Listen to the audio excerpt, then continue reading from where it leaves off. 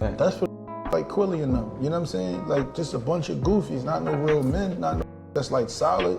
We don't follow that path, you know what I'm saying? We not like them guys. What do you mean by that? Podcasts and all that. Lower level podcasters that reached out to me that ain't even had a shit right. You feel me? The cooking, yeah. He could go just because he was laughing. Just the straight gang Garci. Don't laugh. Keep a straight face. You know that rule in Philly. You was supposed to if be you like laugh, this. you get it. You get it. See, nigga, bald head boy and all that. Yeah.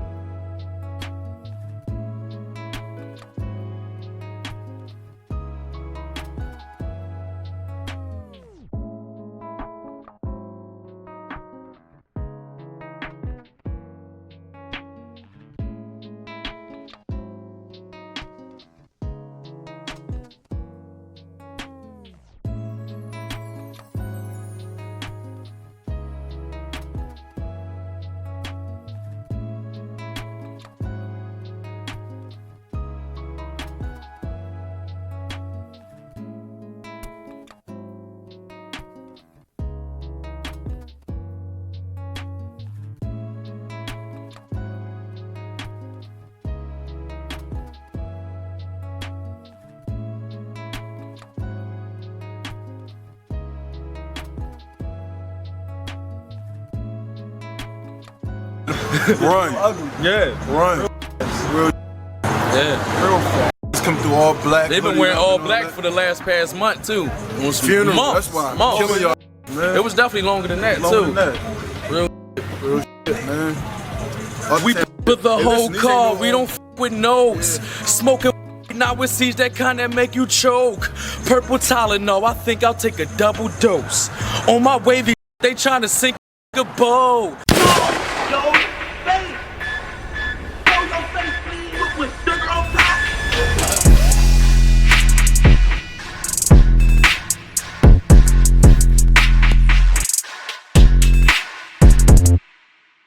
Hey, what's up, y'all? Y'all know my slogan. I don't know it all, but I know what I've been through.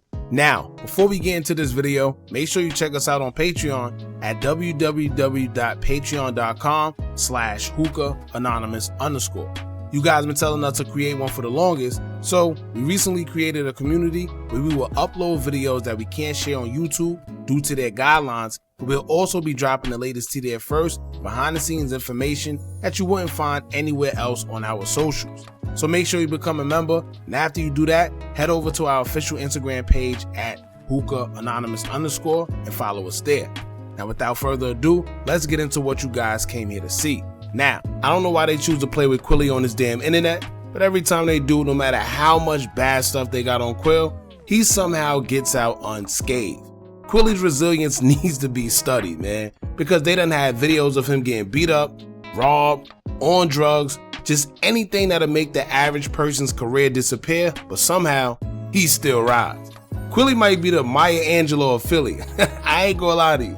Quilly is literally the Maya Angelou of rap. I'm stamping it. No matter what they do, that man rides.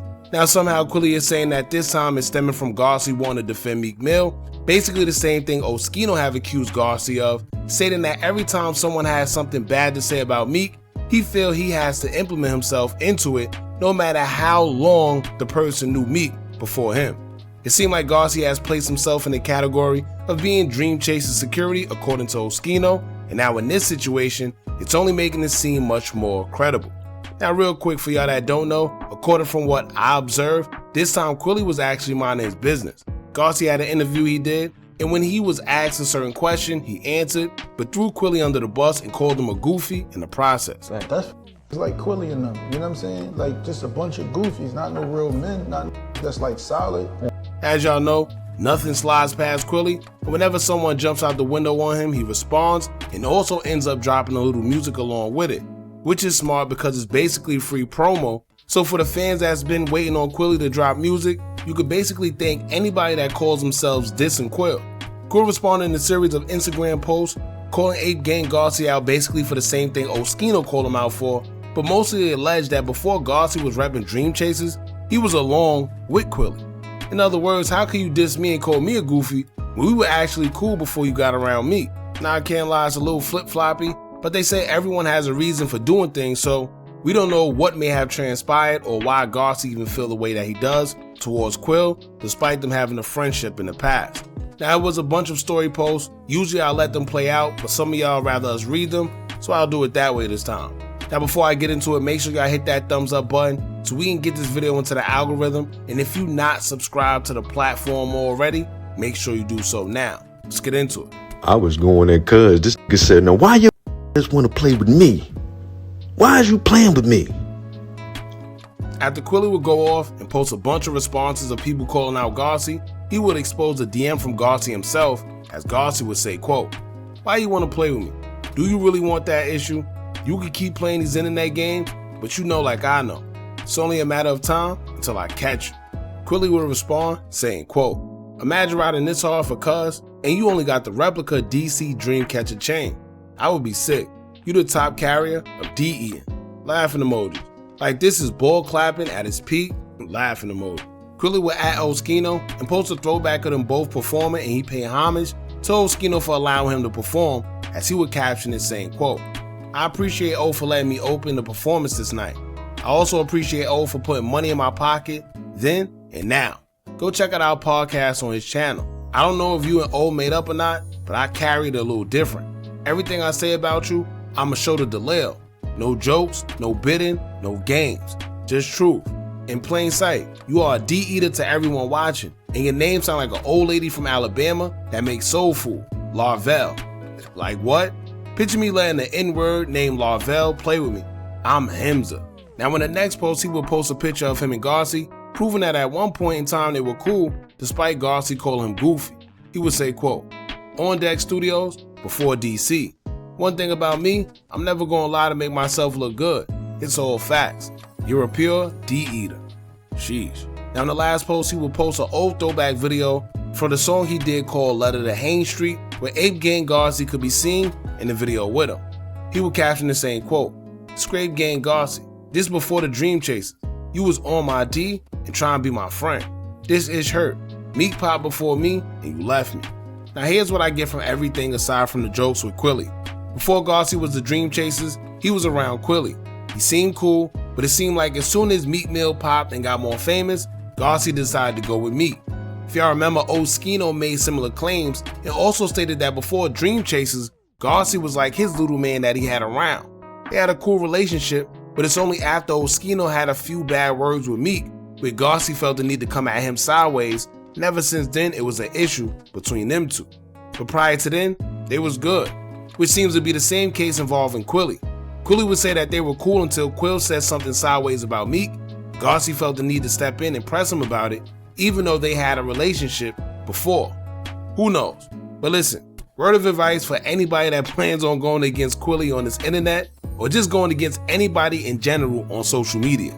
If you know you're not a jokester, if you know you're not with going back and forth on the internet and that's not your thing, just don't say anything on social media. It's gonna make you lose every time, no matter how tough you actually may be in the streets. The streets and the internet is two different things. And when it comes to social media, if you don't have that presence, that charisma to go back and forth, or just snapping ain't your thing, social media ain't for you, man. You can have a gazillion dollars, dress in the best designer, have all type of Lambo trucks and cars or whatever. If you don't know how to snap on the internet, the person that does, that could possibly have just $2 to his name, he's still gonna embarrass you because it's always something you can get on somebody. Every time. And Quill mastered the art of snapping on social media. Now here's the thing, I know usually people be saying that Quilly be bugging, he's starting, trolling or whatever, but in this case, you can't blame him. He was called a goofy and he simply responded after he was thrown under a bus in the interview. You can't just call somebody a goofy and think they just supposed to accept it, then they'll really look goofy, right? Then what makes it worse is when we used to be cool. How could you call me a goofy when at one point in time, we were cool? And not just cool because according to Quilly, he called them his little mans, but aside from that, judging off the videos and the pictures, they did seem kind of close. And we do know at the time, Quilly was lit in the city. So, I don't know. Now on the flip side, Garci may have called him a goofy based on all the social media antics that Quill been through, which we also witnessed. So I get it. But if we were once cool, it's no reason for me to go on social media and call you a goofy, even if I really feel you are. Because it was once upon a time, I actually was around a quote unquote goofy, and hypothetically speaking, I would feel like a goof for calling him a goof because I hung around him, right? But listen, if I'm hanging around a goof, then what does that make me? Perfect example, why y'all think it's a no-no to hang around a snitch or someone you heard did something foul to a female or something? Because they say birds of a feather flock together. So if I'm associated with someone that's this or that, then what does that make me? Right? So I don't know, man. Garci haven't responded, and I think it'll be in his best interest not to, because y'all know Quilly could do this all day. He better off just catching Quill outside and having him apologize on camera or something to that extent. That'll top everything Quill done did, man. But anyway, y'all jump in the comments. Let me know what y'all think about all this. How do y'all feel about 8-Gang Garci calling Quill a goofy, but they used to be cool? And how do y'all feel about everybody saying that he's always front line for Meek Mill? Some people say, yo, listen, he's doing the right thing because that's his boy. But some people feel that, well, a man can fight his own battles, especially if we used to be cool. It's not like it's an outsider, and I might have known him before you did, right? I don't know, man. So entertainment at the end of the day. Y'all jump in the comments. Let me know what y'all think about this. Don't forget to like, comment, share, and subscribe. Hit that bell so you're notified every time we drop new content. And remember, as long as you keep on watching, I'm going to keep on dropping. I'm out.